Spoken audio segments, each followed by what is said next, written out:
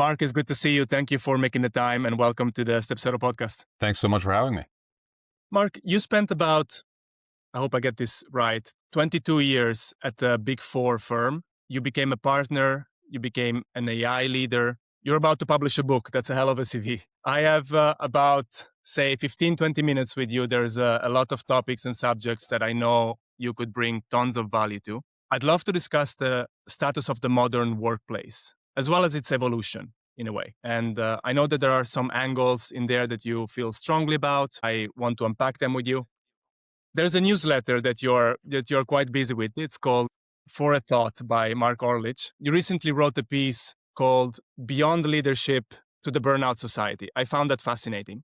And it kind of goes on the idea that individuals nowadays are supposed to be free to explore their potential, but in a way they're trapping themselves. And I want to ask you to unpack that with me. Maybe I'll start by asking you about specifically this piece, what it means to you, and from there we can have a chat about the modern workplace and how you perceive it. Yeah, great. And thanks so much for mentioning the newsletter. I think that's exactly right. I think, especially if we look back, let's remember that, like, especially if we consider education systems, right? Typical education systems were designed to produce factory workers, right? That's why everything is dictated by a clock. You sit in straight rows, you do exactly what you're told, and you were dictated by negation. You were told what you cannot do. Right? Fast forward 150 years, and now we live in a society where basically you're controlled by your freedom. No one is stopping you from doing more, from working 100 hours. In fact, they're basically moving themselves out of the way from restricting you from overdoing it to allowing you to overdo it, right? And if we think about this scientifically even, the second law of thermodynamics is that if a state is left by itself, it will lead toward entropy, right? It would lead to disorder. And I think what we're doing in the modern workplace is leaving the workplace to its own devices, and that will ultimately lead to disorder, to entropy of the system. And I think that's exactly what's happening almost by design.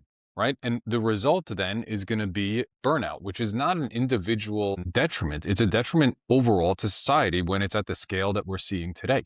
Right? And just to plug the book, there's a philosopher in Berlin, a Korean-born German philosopher, Byung-Chul Han, and he writes about this extensively. And I think you see this in a number of forms. If I could just bring out one example, if you think about multitasking is something that people now put on their CV about how excellently I can multitask. Multitasking is really something for animals to be able to eat and protect themselves from predators at the same time, right? So basically they need to, eat the grass that's in front of them while always paying attention to whether there's a danger approaching them. So it's not really the highest point of humanity. The highest point of humanity, in fact, is boredom. The highest point of humanity is very deep thinking and, a curious, free mind, which we don't get in this society that we have today of constant partial attention. I mean, why is it that people always have these aha moments when they're in the shower? Because it's the only time in your day where you don't have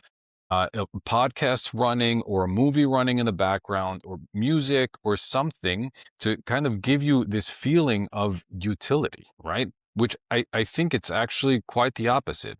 We're filling the time and that time would be better spent empty, right? Just walking through the woods quietly and letting your thoughts kind of run. I think that would have a much better impact on the individual and ultimately in the society.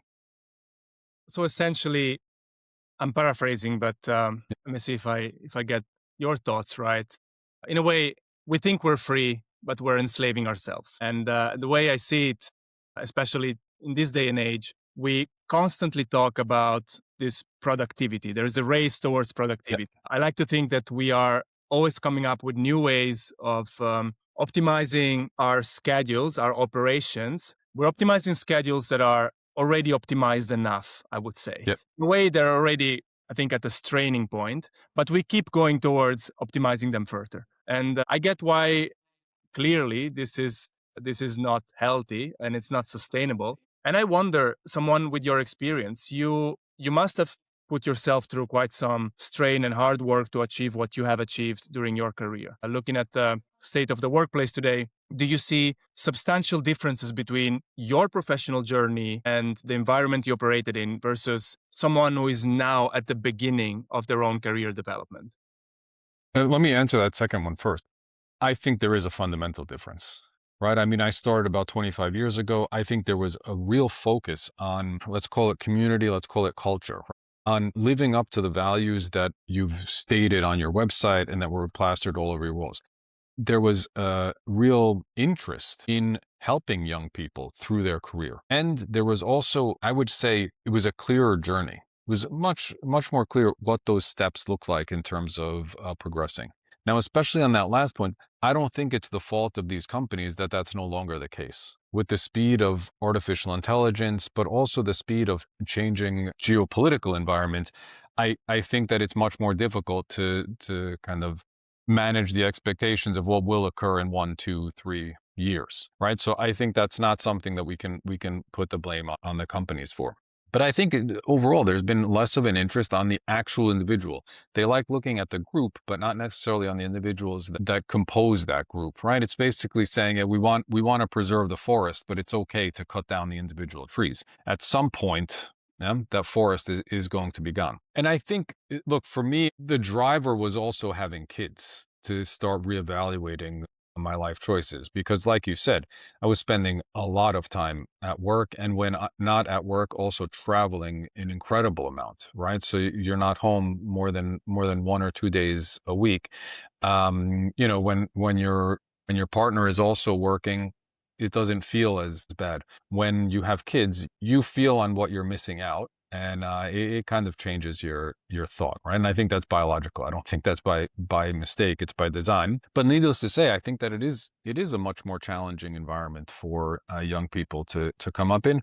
Also, mainly because of that freedom, right? You kind of become both kind of victim and perpetrator because it's auto-exploitive. You're the one driving yourself to do this, but at some point there should be an adult in the room to say, like, this pace is not sustainable, right? And I know a lot of people, and I used to also tell the young people at the firms that I worked with, because I was also promoted quite young to partner. And one of the kind of intentional decisions I made was to slow down before getting promoted, right? And that was to say, look, I know I've been working 80 plus hours. I don't intend to do that forever. If me working at a normal pace is still within your parameters for promoting me, then I'm absolutely happy to accept. But if it's not, then I'm also happy being where I am. Because I think people make the mistake that, oh, I'm gonna kind of kill myself at work, but once I get promoted to this level, then I can slow down. I mean, they promoted you to that level on the basis that you're going to continue working at the level you've been working, not to have you slow down. So I think it comes as a real shock when that's not possible, leading further to burnout, because you had it in your, it's the equivalent of running a marathon, thinking that you're about to finish and then being told, oh, this is an ultra marathon. You got another 50 kilometers ahead of you. I mean, if you knew that in the beginning, you would pace yourself, you would be ready for it. To know at the finish line, it's really difficult to then extend out that additional length. Mark, you touched on something I think it's crucial, and I want to unpack that a little bit further. Um, at the beginning, you said that, pass me the term, back in the days, Yeah. there was a bit more care put into, let's call it a human to human connection, or at least mentorship. And these days, we're delegating a lot to AI. We're making the workplace a little less human. Like you said, no one knows exactly how that will end. But you wrote that, I believe, in a recent piece of your newsletter, that organizations obviously are social organisms, and in a way, we need to protect that human capital. How do we go about that? How do we reconnect to the way things used to be? And you think, is there a way to do that? I think there is, right? I think it also comes down to involvement. I think what you're seeing a lot, if you look at like Klarna has been all over the news on their reduction of workforce with the replacement of AI and so forth. Now you also see it in manufacturing where people are, told to put on these cameras that basically look at everything that they're doing throughout the day to then be able to replicate it with either a humanoid robot or some other automated mechanism. Right? I think there's something disingenuous about that. I think you're forcing the involvement of that employee to basically train his or her replacement. And to not do that openly, I think is very disingenuous. I think we're doing that also in professional services. I think we're being very careful to be transparent, because the goal might also include reduced workforces, and so smaller companies. So how can you really build trust with the remaining workforce if they're feeling like, well, it's just a matter of time until they also come for what I'm doing? And one of my big hopes of this entire AI revolution that we're seeing, or transformation, is, when we started this discussion about the singularity, and Ray Kurzweil was big in that space, and what the singularity would look like. And I think the question became really, what is artificial general intelligence? And then the question becomes, well, what is consciousness? How will we, so outside of the Turing test, how do we say that this machine is now conscious? I can't define that, but I think that the investigation into those questions will lead us to realize we're asking, actually, what does it mean to be human? And anything we can do to deeper look into answering that question, I think, is going to be a net benefit to society, where all of us are reflecting a bit more on what it actually means to be human. And to take that now to the business perspective, at least for the foreseeable future, I don't see AI models making business decisions directly. I think you're still going to be dealing with sellers and buyers of either services, products, or whatever. I think a lot of that is still going to be based on relationships, right? So, I mean, like I mentioned before the call, I'm renovating my home now. A lot of the decisions I'm making are not around the price, but on the feeling that I have for the person promising to deliver that service or product, right? Where I feel comfortable, because there's a lot of research that shows that the vast majority of the decisions that we make are instant. They're instinct, right? And there is a reason why we have feelings about people, right? And I think it's a bad idea to go against that. I think it's going to be very difficult to program that. So I'm optimistic that those people who are able to maintain strong relationships, who are able to communicate effectively to other humans, are going to always be valuable, right? Especially as we move into industries. And you see this from the Stanford research, canary in the coal mine, that as you see software engineering jobs decreasing, or the requests for them decreasing, you're seeing a corresponding increase in the need for healthcare workers, for nurses, for caretakers, right? Those very human jobs. So I think that that's also reflective of what we're looking for. We're looking for much stronger human to human connections.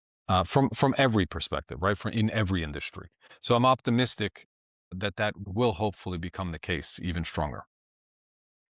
You said and I agree with that, it's difficult to place the responsibilities on companies. No one has a crystal ball. Everyone is in a way keeping up. And I perfectly understand the idea that the company needs to, in a way, shield their bottom line and all of that. This being said, I know we tend to put a lot of pressure on people managers and leaders these days, but is there anything you think a people manager listening to this could do concretely to, in a way, build trust with their team, reassure them that things will be okay, and somehow put some positive thoughts out there for the future?